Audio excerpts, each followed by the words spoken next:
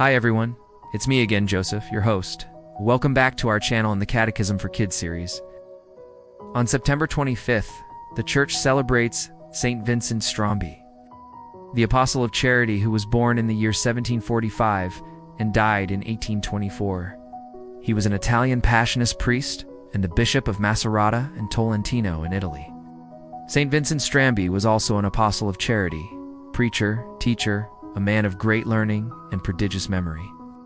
Born in 1745 at Civitavecchia near Rome, the son of a wealthy businessman, St. Vincent Strambi never showed any inclination for any occupation other than the service of God. He found his vocation when, after his ordination as a deacon in 1767, he made a retreat amid the Passionists of Monte Fogliano, where St. Paul of the Cross 1694 to 1775, their founder, was residing at the time. The Passionist houses are called retreats, and by their rule must be situated outside cities. St. Paul of the Cross told his brethren on his deathbed, as he had taught them during his active years, to conserve always the spirit of prayer, solitude, and poverty. In that way, the apostolic success of their works would also be conserved. The life of contemplation, essential formation for any fruitful works, was what St. Vincent Strambi already desired. It was formally declared by St. Vincent's last secretary, Monsignor Catervo Serrani, that it would not be temerity to believe that he knew by heart all the works of St. Thomas Aquinas. The same might have been said of his knowledge of sacred scripture. His studies of religion, ever in inexhaustible wealth, continued throughout his lifetime, yet his preaching was so simple that all could easily grasp his thought. He never used notes but taught according to the needs of his listeners, which he always discerned with exactitude after praying intently at the foot of the crucifix. As he studied, he seemed to see around his desk the faces of his spiritual children, waiting for the bread of life he was destined to break for them. This method of study has been preserved among his followers in the order. The Passionists think of and pray for their future spiritual children before they study.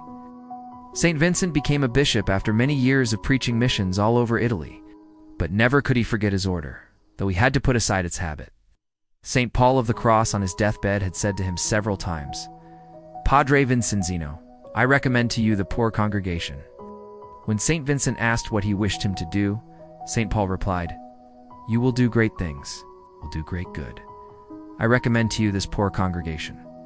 In 1773, Father Paul put the former seminary prefect and rector in charge of the training of the young students for future missionary preaching. At the newly acquired monastery of Saints John and Paul in Rome, eventually Father Vincent would write a manual on sacred eloquence. In this way, Father Vincent was able to be with St. Paul during the final years of his life. Paul saw in this young man the apostolic spirit of holiness he was bequeathing to his congregation. We are told that as he was dying, St. Paul one day turned to Father Vincent Mary and told him he was entrusting the congregation to his care. Vincent, like the others, missed the founder very much as he continued to prepare young Passionists for the missionary apostolate. He also went forth to preach missions as often as possible. As Bishop of Macerata and Tolentino, he continued whenever possible to rise at midnight for the divine office and regretted being unable to dedicate more than 5 hours to prayer each day. He called in the poor and gave them alms. He visited the hospitals and the prisoners, blessed, embraced, and helped them. He visited every religious house of his diocese, then the canons and the parish priests. He preached for his clergy a beautiful mission, then organized specialized services for the various professions of the laity, saying the lawyers need different instruction and different sewings than the merchants or the physicians. For example, to each his own portion of the truth. His table was very frugal. Never did he permit more than 2 dishes. He reduced expenditures to a minimum to be able to give more to the poor. He wished to resign as bishop at the age of 78, and Pope Leo XII ceded to his wish, but asked him to come to Rome as his counselor. That his life was soon to end was revealed to him, and when the Holy Father was about to die that same year, he offered his life to save that of the Vicar of Christ. He did not say so directly, but told everyone not to be anxious, because the Pope would live. Someone he knew had offered his life for him, he added. The prayer was answered on the very day he said this, the 24th of December. The Pope rose, suddenly cured. 3 days later, St. Vincent was struck by apoplexy and died on the 1st of January 1824. He was canonized by Pope Pius XII in 1950. In 1780, he became rector of the community of Saints John and Paul. In 1781, he was elected provincial. He also served as provincial and general consultor. During this time that he published a biography of the founder, Father Vincent used the testimonies of eyewitnesses as given in the canonization processes. It is said that he wrote the life of St. Paul on his knees, out of reverence for the founder. His life of St. Paul has become a classic. We may not have a lot of money or gifts, but we can always give of our time, our attention, and a listening ear. Just like Vincent shared his food with those who were hungry, we too can share what we have with others. Maybe we can help someone with their homework, or invite a new student to sit with us at lunch. We can offer a kind word to those who are sad, or a helping hand to those who are struggling.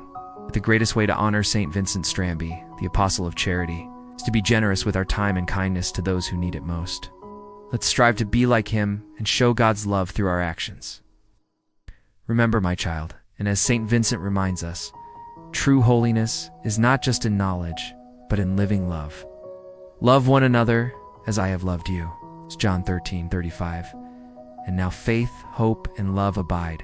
These three, and the greatest of these is love. 1 Corinthians chapter 13, verse 13. And that brings us to the end of yet another fun-filled episode of Catechism for Kids.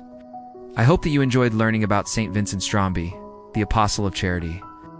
And remember, my child, you are God's masterpiece, a masterpiece of love made in his image and likeness. Thanks for watching, and see you next time. God bless you always.